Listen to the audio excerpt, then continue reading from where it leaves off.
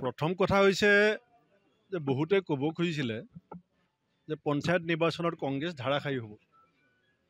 এতিয়া আপোনালোকে সকলোৱে দেখিছে যে কংগ্ৰেছ দলৰ প্ৰাৰ্থিত্ব নোপোৱাৰ কাৰণে মানুহৰ মনত যিটো ক্ষোভ আহিছে, এইটোৱে কিছু পৰিমাণে আমি অস্বস্তিত আছোঁ। কিন্তু আওপকীয়াকৈ যদি আপুনি প্ৰত্যেকটো দিশৰে যিটো পজিটিভ দিশ আছে, সেইটো হৈছে যে কংগ্ৰেছৰ প্ৰাৰ্থিত্ব হৈ নিৰ্বাচনত অৱতীৰ্ণ হ'বৰ কাৰণে মানুহৰ যিটো প্ৰবল ইচ্ছা, সেই ইচ্ছাটোও কিন্তু আওপকীয়াকৈ প্ৰকাশ পাইছে। আৰু আমাৰ ৰাজনীতি কৰা সকলোৰে তিনিটা উদ্দেশ্য থাকে। এটা হৈছে ব্যক্তিগত স্বাৰ্থ, এটা দলৰ স্বাৰ্থ আৰু এটা দেশৰ স্বাৰ্থ। মই যিসকল প্ৰাৰ্থিত্বৰ পৰা বঞ্চিত হৈছে, মই নিজেও অসম প্ৰদেশ কংগ্ৰেছৰ আজি সভাপতি। আপোনালোক লখিমপুৰৰ সাংবাদিক চবেই জানে যে 4বাৰ মই টিকেট পোৱা নাছিলোঁ। এই অফিচতে মই 4বাৰ এপ্লাই কৰি টিকেট পোৱা নাছিলোঁ। আজি মই অফিচলৈ অহাৰ লগে লগে মোৰ জিলাৰ নেতাই মোক গামোচা দিছে। যদি সেইদিনাখন মই অধৈৰ্য হ'লোহেঁতেন, যিদিনাখন মই 96 চনত প্ৰাৰ্থীৰ পৰা বঞ্চিত হৈছোঁ, 97 চনত উপ নিৰ্বাচনত বঞ্চিত হৈছোঁ, 98 চনত লোকসভাত বঞ্চিত হৈছোঁ, 2001 চনত মই বঞ্চিত হৈছোঁ। আপোনালোক সাক্ষী, আপোনালোক চব সাক্ষী, আপোনালোকেও দুখ প্ৰকাশ কৰিছিলে মোৰ লগত। সেই সময়ত যদি মই আৱেগিক হ'লোহেঁতেন, খঙৰ ভমকত যদি কিবা সিদ্ধান্ত ল'লোহেঁতেন, আজি এখন গামোচা লখিমপুৰ জিলা কংগ্ৰেছত মই নেপালোহেঁতেন। মই সেইকাৰণে প্ৰাৰ্থিত্বৰ পৰা বঞ্চিত হোৱা প্ৰতিগৰাকী দলৰ নিষ্ঠাবান নেতা কৰ্মীক আহ্বান জনাম যে আপোনালোকে মোৰ ওপৰত বিশ্বাস ৰাখক।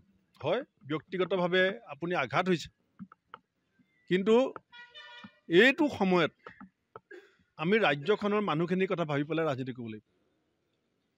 আমাৰ এটা দায়িত্ব আছে বিৰোধী ৰাজনৈতিক দল হিচাপে, আৰু সেই দায়িত্ব আমি পালন কৰাত যদি ব্যৰ্থ হওঁ, তেতিয়া আমাক ৰাইজে বেয়া পাব।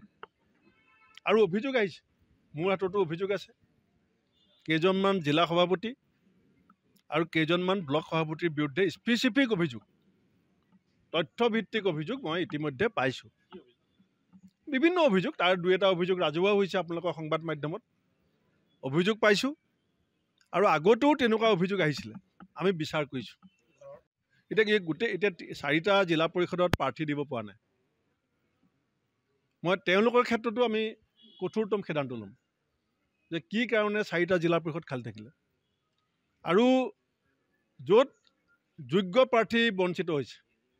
এতিয়া পৰ্যালোচনা কৰাৰ সময় নহয়, এতিয়া নিৰ্বাচনী প্ৰচাৰ কৰাৰ সময়। কিন্তু যোগ্য প্ৰাৰ্থী বঞ্চিত হোৱাৰ কাৰণে যদি কংগ্ৰেছ দল ক্ষতিগ্ৰস্ত হয়, তাৰ কাৰণে প্ৰাৰ্থী বাছনি প্ৰক্ৰিয়াত জড়িত কোনো ডাঙৰ যিমান নেতা হওক সাৰি নাযাব। সেইটো মই, কাৰণ বিধানসভা নিৰ্বাচন আহি আছে। দলৰ নেতা কৰ্মীক আজি মই কেৱল কথা ক'লে নহ'ব, মই কৰি দেখুৱাব লাগিব, একশ্যন ল'ব লাগিব। আৰু যদি মই একশ্যন ল'ব নোৱাৰোঁ, তেতিয়াহ'লে বিধানসভা নিৰ্বাচনত তেওঁলোক হতাশ হ'ব। গতিকে 2026 বিধানসভা নিৰ্বাচনত সৰ্বশক্তিৰে যুঁজ কৰাৰ স্বাৰ্থত জিলা সভাপতি হওক, ব্লক সভাপতি হওক, বা অন্য কোনোবা ডাঙৰ নেতাৰ বিৰুদ্ধে যদি অভিযোগ যিখিনি পাইছোঁ, সেইখিনি 100% মই গ্যাৰাণ্টি সহকাৰে মোৰ দলৰ নেতা কৰ্মীক কৈছোঁ, আমি বিচাৰ কৰিম। কিন্তু এতিয়া 17 তাৰিখলৈকে স্কুটনি আছে। এতিয়া মই এই সময়ত মই প্ৰচাৰত লাগিম নে মই পৰ্যালোচনাত লাগিম, এইটো অকল মোৰ প্ৰশ্ন নহয়, আমি প্ৰত্যেকেই কৰিব লাগিব। আৰু এই কথাটো ইমান ৰৌজাল বৌজাল কি হৈছে, তিলটোকে তালটো কিয় কৰা হৈছে? কাৰণ এপেক্স বেংকত 2জন বিজেপি বিধায়কে লাখ লাখ টকা লোৱা বুলি টেলিভিশ্যনৰ পৰ্দাত অভিযোগ আহিছে। গতিকে বিজেপিক সুৰক্ষা দিবৰ কাৰণে আমি যাতে কোনো চেষ্টা নকৰোঁ, কাৰণ আমাৰ অসমৰ এটা জাতীয় অনুষ্ঠান। এইটো আমাৰ কংগ্ৰেছৰ ভিতৰত যিটো হৈছে বুলি কৈছে, তাৰ কাৰণে এজন দুজন ব্যক্তিৰ ৰাজনৈতিক কেৰিয়াৰত এটা স্পীড ব্ৰেকাৰ আহিছে।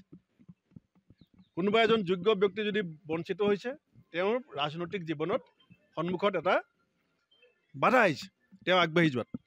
কিন্তু অসমৰ এটা জাতীয় অনুষ্ঠান এপেক্স বেংক লুণ্ঠনৰ স্থলী বনালে বিজেপিৰ বিধায়কে। এতিয়ালৈকে মুখ্যমন্ত্ৰী মৌন।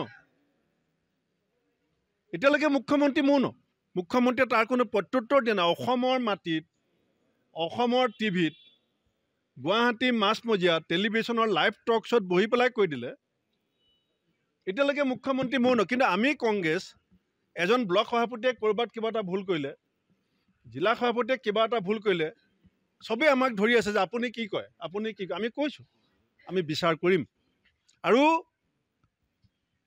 এই বিচাৰ এপেক্স বেংকে লুটপাট কৰা বিধায়ককেইজনৰ ওপৰত বিচাৰ হোৱা আগতে হ'ব। মই ডেটো দি দিছোঁ আপোনালোক, আমি আগতে কৰিম। এতিয়া কি কৈছে মই দেখাও নাই, মই কৈ দিছোঁ। এইবাৰ যিটো পঞ্চায়তৰ টিকেট বিতৰণ হৈছে, এইটো একেবাৰে ভাৰতবৰ্ষত নতুন। বিজেপিৰ জিলা পৰিষদ টিকেট বাজপেয়ী ভৱনৰ পৰা হোৱা নাই জানো? আমাৰো আমি যিমান দিনৰ পৰা কংগ্ৰেছ কৰিছোঁ চবেই কওক, সদায় জিলা পৰিষদৰ টিকেট APCC প্ৰেচিডেণ্টে চহী কৰে। এইটো নিয়ম আছিল, আমাৰ সংবিধানতো লিখা আছে। এইবাৰ অসম কংগ্ৰেছত যেতিয়া আমাৰ লিলি হোটেলত আজি প্ৰায় 8 মাহ 9 মাহ আগত দুদিনীয়াকৈ আমাৰ এটা মন্থন শিবিৰ হৈছিলে, তাত আমাৰ দলৰ নেতাসকলে ক'লে যে এইবাৰ আমি APCCয়ে ক্ষমতাটো জিলাবিলাকক দি দিব লাগে। 3টা ক্ষমতা জিলাক দি দিয়া হ'ল, যিকাৰণে কিছুমান মানুহে বেলেঞ্চটো ৰাখিব পৰা নাই ক্ষমতা পোৱাৰ পাছত। এটা হৈছে টিকেটৰ যিটো ব্যৱস্থা আলোচনা, সেইটো জিলাক দি দিয়া হ'ল, য'ত APCC কোনো ৰুল নাই, ভূমিকা নাই। আমি কেৱল পৰ্যবেক্ষক পঠাইছোঁ। এতিয়া লখিমপুৰত ইয়াত মোক কাষত জিলা প্ৰেচিডেণ্ট ৰৈ আছে, কওক এটা টেলিফোন মই কৰিছোঁ নেকি? মই ফৰৱাৰ্ড কৰি আছোঁ। মোক যেতিয়া বিভিন্ন জিলাৰ পৰা মেছেজ আহি আছে যে মোক টিকেট দিয়ক, মোক বায়'ডাটা এইটো, মই সেইবিলাক জিলা সভাপতিসকলে জাষ্ট ফৰৱাৰ্ডেড পঠিয়াই দিছোঁ যে এওঁ এপ্লাই কৰিছে, আপুনি বিষয়টো লিখাও নাই। মই জাষ্ট হোৱাটছআপত চব ৰাখি থৈছোঁ। 144টা মেছেজ মোলৈ আহিছিলে যে মোকো সহায় কৰক। তেতিয়া মই তেওঁক ৰিপ্লাই দিছোঁ যে I forwarded your biodata to the concerned DCC president. মই পঠিয়াই দিছোঁ। এইবাৰ আমি APCCয়ে সিদ্ধান্ত ল'লোঁ যে আমি জিলাবিলাকক ক্ষমতা দিম। তাৰপাছত এটা হ'ল কি, PAC কমিটিখনৰ যিখন ডিষ্ট্ৰিক্টৰ সভাপতি, ইয়াত গগন বৰা ডাঙৰীয়া আছে কাৰণে মই কৈছোঁ, ইয়াৰ আগত যিখন মিটিং হৈছিলে তাত আছিলে APCC ইনচাৰ্জজন মাধুৰ্য গোস্বামী আছিলে।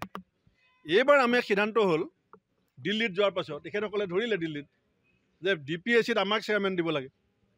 চব জিলা প্ৰেচিডেণ্টে ক'লে, হাইকমাণ্ডে ক'লে দি দিয়ক। এতিয়া ডিষ্ট্ৰিক্ট ইলেকশ্যন কমিটিখনৰ চেয়াৰমেনো দি দিয়া হ'ল ডিষ্ট্ৰিক্ট প্ৰেচিডেণ্টক, য'ত প্ৰদেশ কংগ্ৰেছৰ গোটেই ক্ষমতাটো। তাৰপাছত মোক কৈ দিয়া হ'ল যে এইবাৰ আপুনি হস্তক্ষেপ নকৰিব, এইবাৰ আপুনি হস্তক্ষেপ নকৰিব। এতিয়া তাৰপাছতো আপোনালোকে নিজে দেখিছে যে 3-4খন জিলাতহে অভিযোগ আহিছে, তাৰ বাদেতো বাকী গোটেই 95% ঠিকে আছে। এতিয়া 95% ভালটো চাব নতুন কাম এটা কৰোঁতে, নে 5% বেয়াটো চাব?